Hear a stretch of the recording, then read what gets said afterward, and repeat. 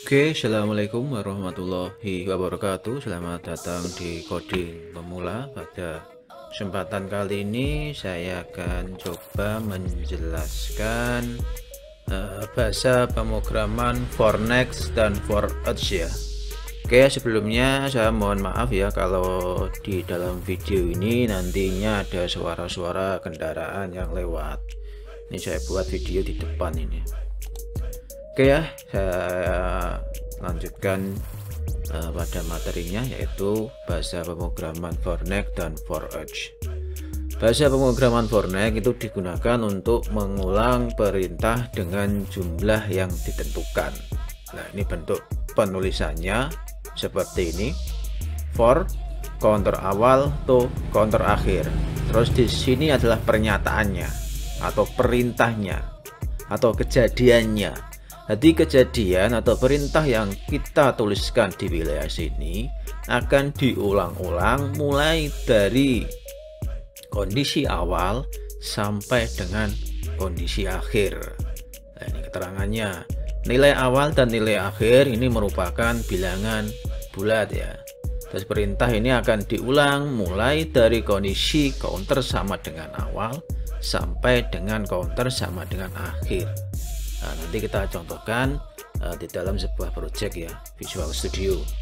Sedangkan bahasa pemrograman for each itu digunakan untuk mengulang suatu blok pemrograman atau suatu perintah atau kejadian yang kita tuliskan untuk setiap elemen pada suatu koleksi objek.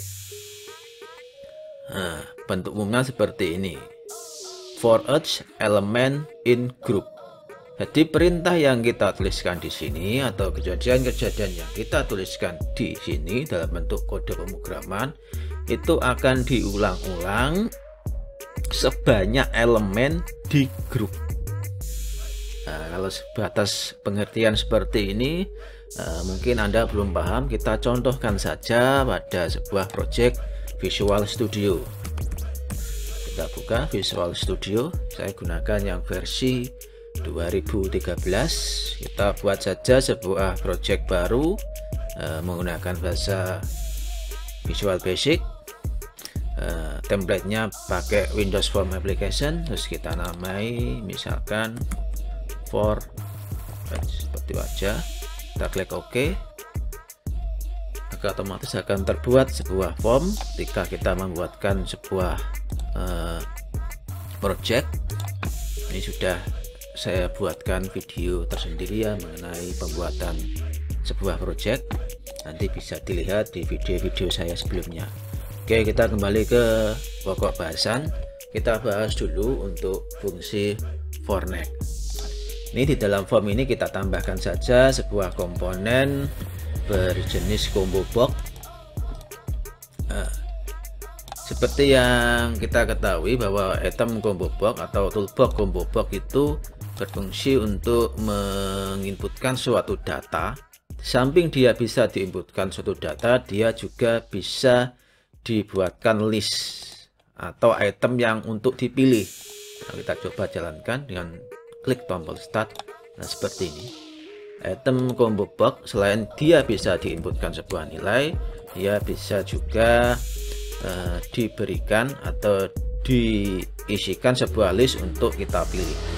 Keterangan ini sudah ada dalam video saya sebelumnya mengenai dasar-dasar Visual Studio yang judulnya combo box kalau nggak salah. Bukan combo box, toolbox. Nah, itu bisa Anda cari saja di video saya sebelumnya. Oke, untuk memasukkan list pada item combo box ini kita bisa klik tanda panah ini, terus kita klik add item. Kita bisa tuliskan di sini 2, 3. Ini kita batasi dengan enter ya, 4, terus kita enter, itu berarti kita lanjut ke list berikutnya. Ketika klik OK, maka di item combo box ini, toolbox combo box ini akan diberikan list 1 sampai 5 seperti yang saya tuliskan di sini. Oke, kita coba jalankan. Nah, berikan list item di wilayah combo box. Selain dia bisa diinputkan sebuah nilai, dia bisa diberikan list untuk dipilih user seperti ini. Oke.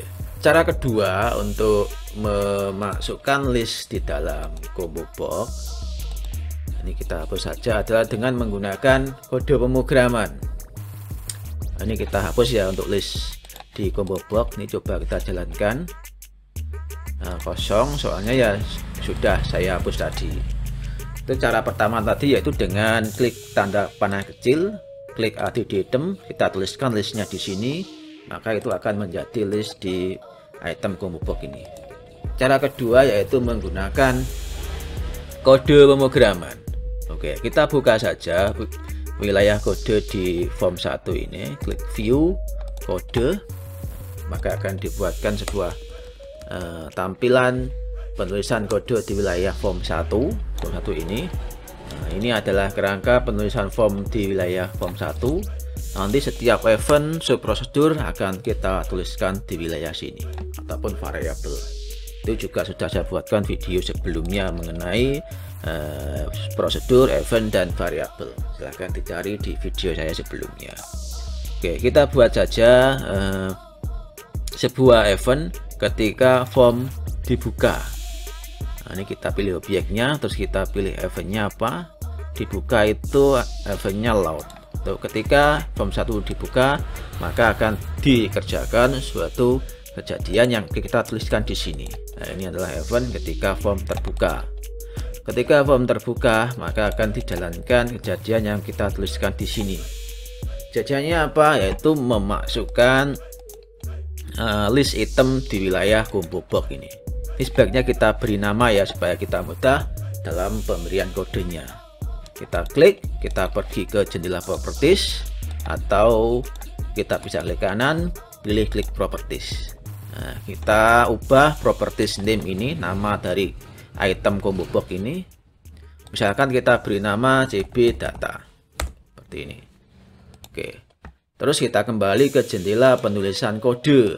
Nah, di wilayah event ketika form dibuka, kita akan menuliskan kode pemrograman untuk menuliskan list item di dalam combo box CB data ini. Caranya gimana? Kita gunakan bahasa pemrograman sebagai berikut. CB data, kita panggil komponen combo box-nya, yaitu kita sudah beri nama tadi, beri nama dengan nama CB data. Titik propertiesnya apa? Itu item. CB data item, ini item add, atau kita tambahkan item. Itemnya apa? Misalkan kita berikan angka 1.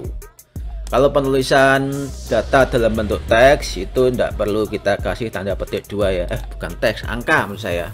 Kalau penulisan data berupa angka itu tidak perlu kita beri titik 2. Kalau kita masukkan data berupa teks, kita perlu memberikan titik 2 seperti ini. Kita coba jalankan. Nah, ketika form 1 dibuka, maka otomatis akan dijalankan kode pemrogramannya ini, yaitu mengisikan item pada combo box CB data. Kita cek 1. Misalkan kita berikan lagi item lagi sampai 5 ya, kita tinggal kopikan saja. Nah, tinggal kita ganti. Jadi sebenarnya tidak usah kita kasih tanda petik 2, soalnya datanya berupa angka. 4, 5. Kita coba jalankan projectnya, kita cek, maka akan diberikan list seperti ini, seperti kode pemrograman yang sudah kita tuliskan. Nah, ini cara keduanya ya, dengan menggunakan kode pemrograman. Nah, ini kan jelas caranya lebih mudah cara yang pertama ya. Nah, ini cara pertama kan mudah sekali ya, dengan klik ini, terus klik add item, tinggal kita tekan saja 1, 2, 3, 1, 2, 3, 4, 5. Selesai, sama saja. Tapi masalahnya kalau kita ingin memasukkan banyak item di wilayah combo box, atau item yang bersifat fleksibel yang bisa kita ubah sewaktu-waktu ketika aplikasi dijalankan, yaitu kita harus menggunakan kode pemrograman seperti ini. Misalkan contoh kasus, misalkan Anda disuruh membuat sebuah combo box, ya toh, combo box item ini dengan isian angka 1 sampai 100. Gimana? Nah, cara gampangnya ya Anda tinggal saja tulis di sini 1, 2 sampai 100 sampai 1000. Ya pegel nanti. Kepleh tangannya. Oke, caranya yaitu kita bisa memanfaatkan bahasa pemrograman for next. Nah, seperti yang saya jelaskan di awal tadi, for next itu adalah bahasa pemrograman untuk mengulang perintah dengan jumlah yang ditentukan. Nah, bahasa bentuk umumnya for, nilai awal, to, nilai akhir, diakhiri dengan next. Nah, oke, kita terapkan.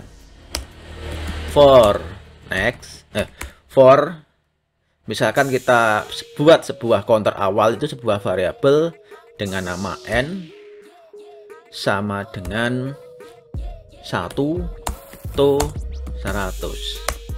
Nah, cb data item add n. Selesai, cukup segini. Jadi bahasa pemrograman ini akan mengulang-ulang perintah yang ada di wilayah sini dari item awal 1 sampai item 100. Perintahnya apa? Yaitu mengisikan item pada komponen cb data. Nah, itemnya kita isikan sama dengan variabel n. N ini bisa kita tuliskan n atau m atau terserah saja. Ini adalah variabel yang jelas. Variabel n sama dengan 1 sampai 100. Nah, jadi perintah yang ada di sini akan diulang-ulang mulai dari variabel n sama dengan 1 sampai n sama dengan 100. Diulang-ulang sampai dari n sampai to 100 ini. Oke ya, kita coba jalankan aplikasinya. Kita cek. Nah, sampai 100. Oke, atau kita bisa berikan sebuah text box lagi di sini. Text box. Di sini kita akan membuat sebuah kotak input yang menunjukkan banyaknya data item di combo box ini. Kita kasihkan label saja.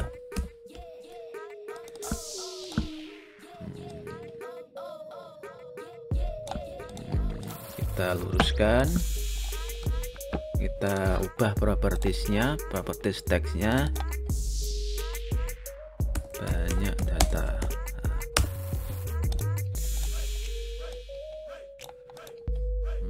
Ini kita ubah properties name-nya, klik kanan, properties name-nya, akan txt data. Akan ini kita ubah, kita fleksibelkan untuk isian data di sini. Ini tuh txt data. Ini kita ubah dulu menjadi integral ya, soalnya data ini harus berubah integer. Cin. Oke. Ini kita berikan nilai awal misalkan 1. Kita jalankan. Ketika form 1 dibuka, otomatis 1.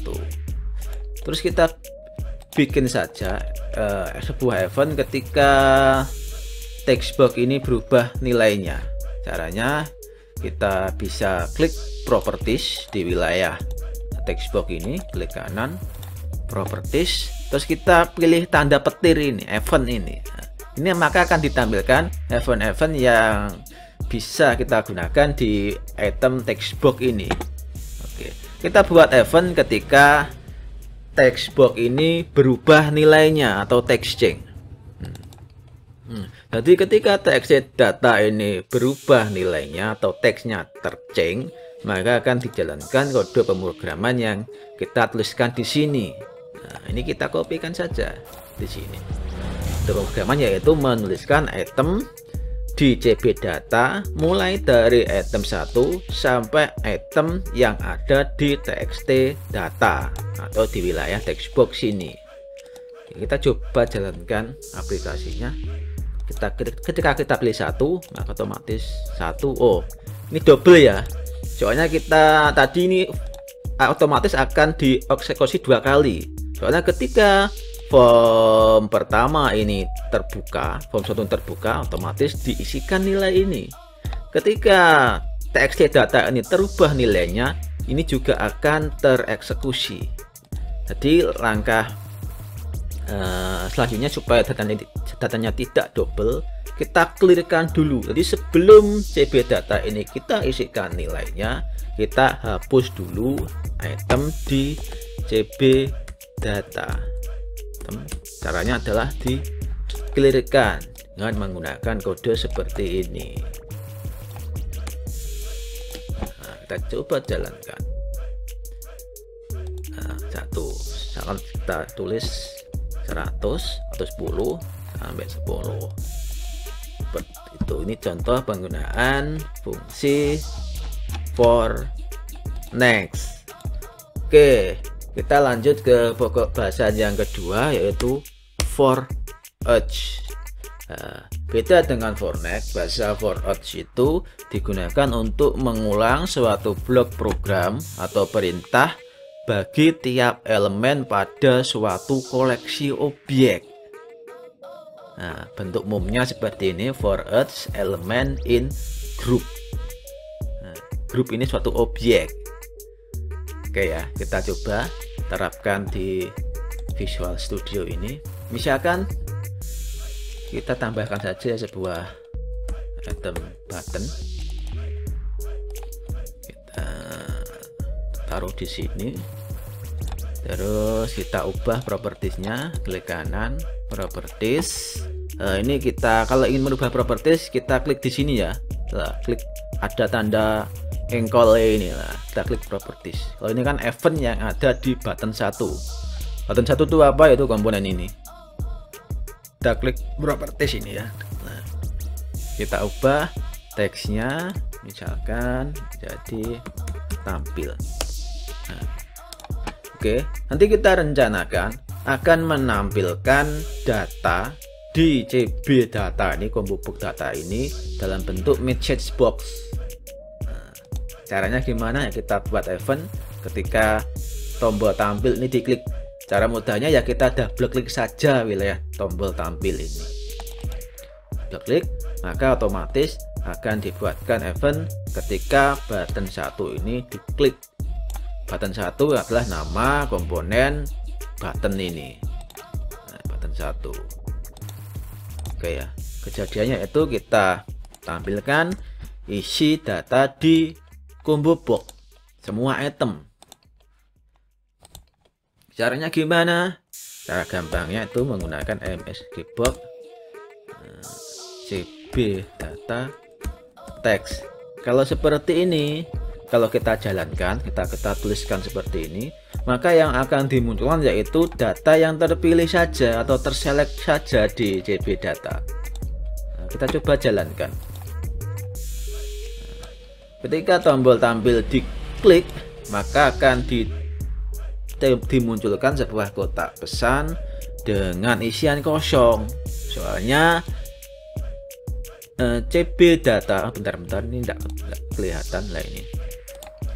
CB data itu teksnya itu tidak kosong atau tidak terpilih suatu item, kecuali kita klikkan atau pilihkan sebuah item. Nah, 1 sesuai dengan isian CB data. Tapi yang kita inginkan yaitu menampilkan semua item yang ada di CB data.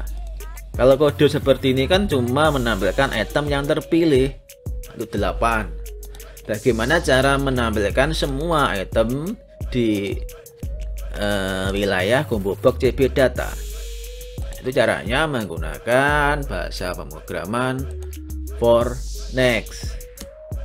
For each.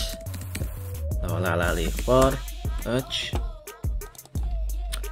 Misalkan kita buat variabel tr adalah sebuah string di wilayah grup CB data item.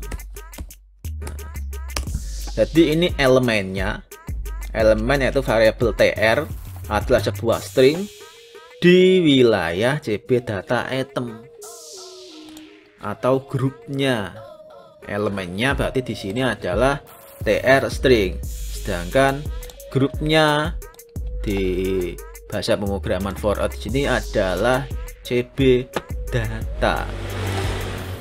Terus kita tinggal berikan bahasa pemrograman MSG bold tr, itu saja. Kita coba jalankan, misalkan 10 saja atau 5 saja supaya, oh ya, ini akan error ya. Bentar, ini akan saya tunjukkan kenapa kok errornya di mana. Soalnya tadi saya ketikkan ketika text box ini saya hapus sampai tidak memiliki data, otomatis di sini error. Errornya apa? Karena kosong itu tidak bisa dikonversikan menjadi angka. Jadi solusinya gimana? Kita buatkan suatu kode pemrograman if txt data, jika txt data teksnya sama dengan kosong, then exit sub. Ada bentar, oh kurang dan exit sub. Exit sub ini adalah kode pemrograman untuk mengakhiri suatu kejadian atau event di wilayah sini. Ketika kita tuliskan exit sub, maka bahasa pemrograman yang ada di bawahnya di sini di wilayah suatu event itu tidak akan dijalankan. Ini tapi dengan kondisi kalau txt datanya sama dengan kosong, seperti dengan pernyataan di sini. Oke, kita coba jalankan ulang. Jika kosong, maka tidak akan terjadi error. 5 akan ditampilkan atau diisikan list combo box list itemnya di wilayah sini. Ketika kita klik tombol tampil, maka akan dimunculkan atau diulang-ulang bahasa pemrograman sesuai sebanyak item di CB data. Oke ya, mungkin penjelasan saya cukup sampai di sini. Nanti kalau ada pertanyaan atau kurang dimengerti, silahkan tuliskan di kolom komentar. Oke, terima kasih sudah menonton.